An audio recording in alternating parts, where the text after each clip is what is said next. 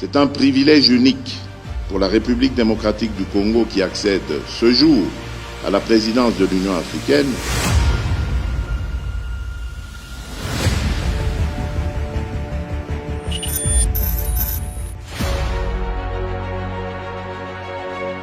Un privilège obtenu de ses pairs, un apostolat accompli avec abnégation et une conviction pour le bénéfice du peuple de l'Afrique. Face aux Africains, des enjeux de taille se présentaient à l'exemple de la renaissance et les rayonnements du continent. La paix et la sécurité, la santé, le changement climatique, le combat contre le terrorisme, les impacts de la migration, ou encore le contrôle d'une démographie de plus en plus galopante.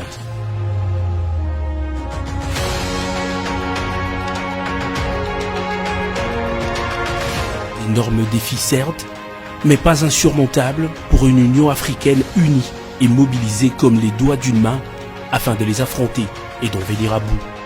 Désigné pour l'exercice 2021-2022, le président de la République démocratique du Congo a joué sa partition en étant le porte-voix d'une présidence qui a su laisser son empreinte sur le continent tout comme à l'international. C'est un privilège unique pour la République démocratique du Congo qui accède ce jour à la présidence de l'Union africaine à un moment symbolique et hautement significatif où nous célébrons les 60 ans de la disparition d'un digne fils du Congo et de l'Afrique, M. Patrice Emery Lumumba. Croyant fermement au grand destin de l'Afrique, il n'avait pas hésité à organiser en août 1960 à Kinshasa, alors Léopoldville, le dernier congrès de l'histoire du grand mouvement du panafricanisme. Le 30 juin 1960, peu avant sa disparition tragique, il déclarait, je cite, « L'Afrique écrira sa propre histoire et elle sera au nord et au sud du Sahara une histoire de gloire et de dignité. » Fin de citation. Félix-Antoine Tshisekedi Tshilombo a dédié son mandat aux peuples africains en proclamant une Afrique au service de peuples.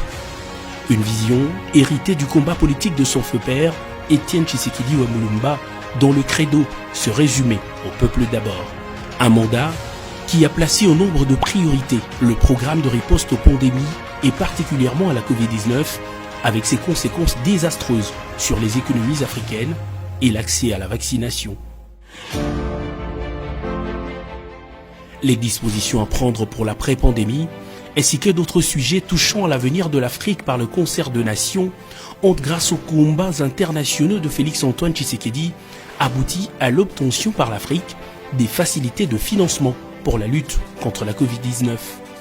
La victoire contre la Covid-19 n'est possible et durable que si le combat demeure une affaire de tous et si nous atteignons un taux d'immunité collective suffisant pour l'ensemble de l'humanité.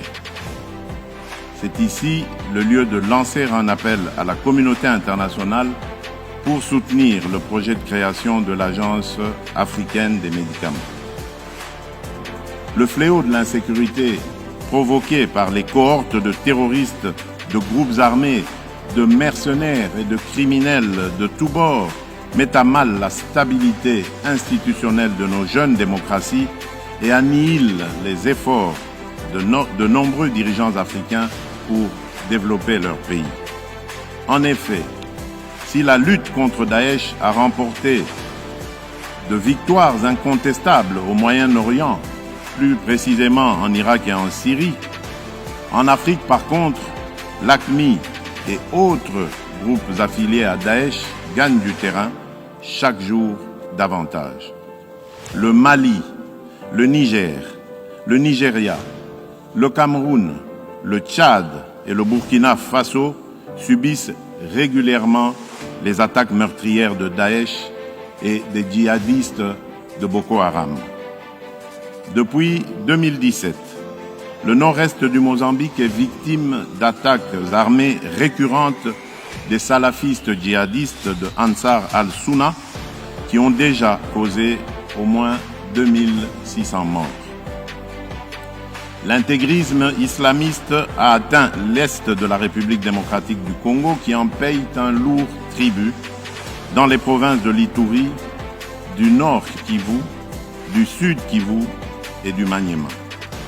Des djihadistes qui y opèrent sous le couvert du FDLR et du mouvement Allied Democratic Forces, Madina at Tawed Awal Mujahideen, en abrégé ADF-MTM, tuent mes compatriotes et pillent massivement les produits miniers et agricoles de mon pays.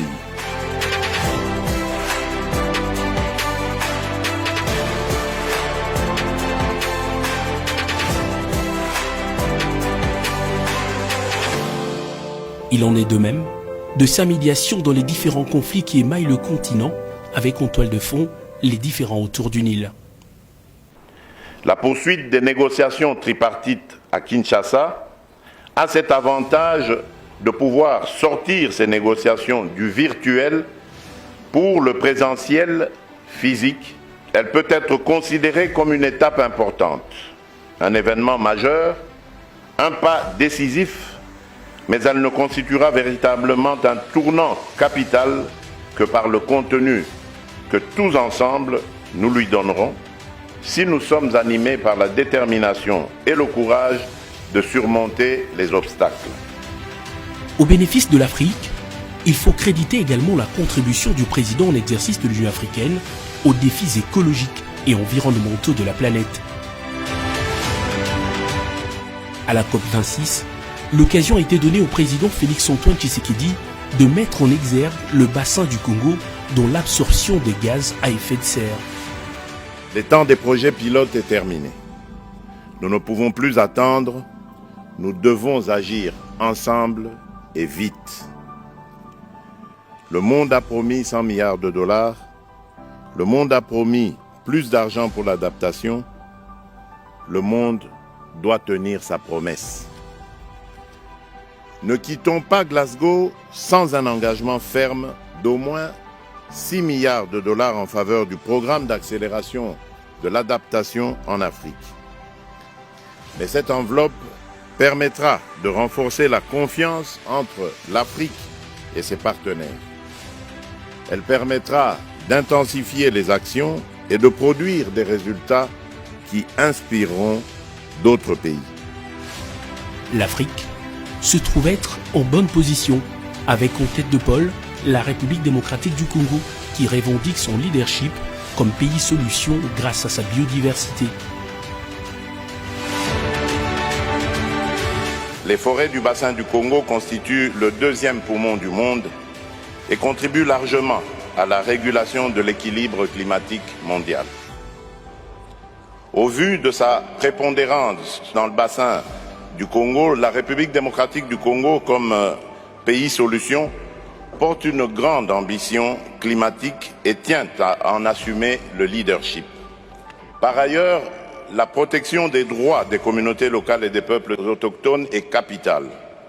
Nous nous engageons à en tenir compte dans notre stratégie d'industrialisation, d'investissements agricoles et dans la gouvernance forestière. La réorientation envisagée des productions agro-industrielles vers des zones savanicoles, c'est-à-dire hors des zones forestières et des tourbières, cristallise la volonté claire de mon pays à conserver les forêts des communautés locales et à garantir les droits des peuples autochtones. Dans le cadre de la Commission des forêts de l'Afrique centrale, la COMIFAC, les pays membres du bassin du Congo partagent la vision d'un avenir durable. À cet effet, ils focalisent leurs efforts sur l'amélioration des conditions de vie de leur population. Pendant son mandat, le président Félix-Antoine Tshisekedi Tshilombo a su mettre en lumière le double rôle qu'exerce le président en exercice de l'Union africaine, à la fois de leadership mondial et de coordination au niveau sous-régional, non sans le précieux concours du président de la Commission de l'Union africaine, des commissaires, ainsi que de la Troïka et de la conférence de chefs d'État de l'Union africaine. Dans cette perspective sur les continents, la paix et la sécurité restent des piliers qui ont pour objectif de faire taire les armes. L'Union africaine a, à travers des organisations régionales et des leaders africains, accompagné le président en exercice par des actions de médiation et de négociation dans les conflits en cours. Tous ces conflits ont mobilisé le chairman et ses pairs de l'Union africaine en 2021. Sous le leadership du président Tshisekedi, ils ont tenté des solutions puisées des normes de texte et des références adoptées par la charte de l'organisation panafricaine et basées sur le dialogue, la fraternité et le bon voisinage. Au sujet de 100 pays, la République démocratique du Congo, des avancées significatives ont été enregistrées en matière de la restauration de l'autorité de l'État. Particulièrement touché autrefois par l'insécurité, et grâce à une dynamique enclenchée dans la sous-région et sous son leadership, le président Félix-Antoine Tshisekedi est parvenu à la résolution de plusieurs différends frontaliers. Par la suite, la mutualisation des stratégies avec le concours de pays voisins a permis de mener des opérations militaires conjointes pour le démantèlement de groupes armés.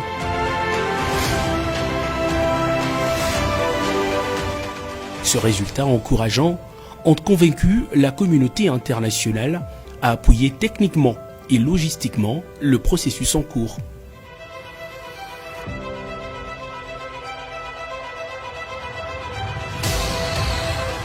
Pour arrimer son mandat à l'agenda 2063 et à la thématique de son exercice, l'année de l'art, de la culture et le patrimoine, levier pour l'édification d'une Afrique que nous voulons, la journée internationale de la culture africaine et afro-descendante a été organisée à Kinshasa. Un événement marqué par la présence de représentants de la diaspora africaine, aujourd'hui éparpillés aux 4 coins du monde. Et pour l'attribution du Grand Prix panafricain de la littérature africaine, Félix Tshisekedi a tenu à honorer la première lauréate de son histoire, Oswald de Watt, camerounaise d'origine, devant le parterre de hautes personnalités réunies à l'Assemblée générale. Cette importante activité a été précédée fin novembre par la conférence de l'homme sur la masculinité positive qui a connu la présence de 5 chefs d'État et d'éminentes personnalités de la société civile. Conférence qui s'est soldée par l'historique déclaration de Kinshasa qui encadre les efforts autour des questions liées à la protection et à l'autonomisation de la femme. Mon pays a décidé d'abriter la présente conférence afin de conforter davantage tous les efforts qu'il ne cesse de déployer pour mettre fin aux violences faites à la femme et à la fille. Je suis convaincu que les résultats qui découleront de ce premier sommet ouvriront un nouveau chapitre dans les efforts de nos États respectifs en vue d'éliminer les violences faites à la femme et à la fille dans notre continent. Au terme de son mandat, à la session ordinaire de la 35e Assemblée générale de chefs d'État et de gouvernement de l'Union africaine, Félix-Antoine Tshisekedi Tshilombo, à l'instar de ses prédécesseurs présidents en exercice de l'Union africaine, s'en va la tête haute et apaisée en transférant avec optimisme et fierté le 5 février 2022 à Addis Abeba le bâton à son éminent successeur Macky Sall, président de la République du Sénégal, pour de perspectives encore meilleures sur les continents. Le nouveau chairman de l'Union africaine, aussitôt assis dans son siège, a plébiscité au nom de l'Assemblée le président sortant, champion de la masculinité positive. La tête haute, oui, mais en plus couronnée d'un titre honorifique qui désormais fait du président Tshisekedi une personne ressource parmi ses pairs et pour la postérité en matière de défense du genre.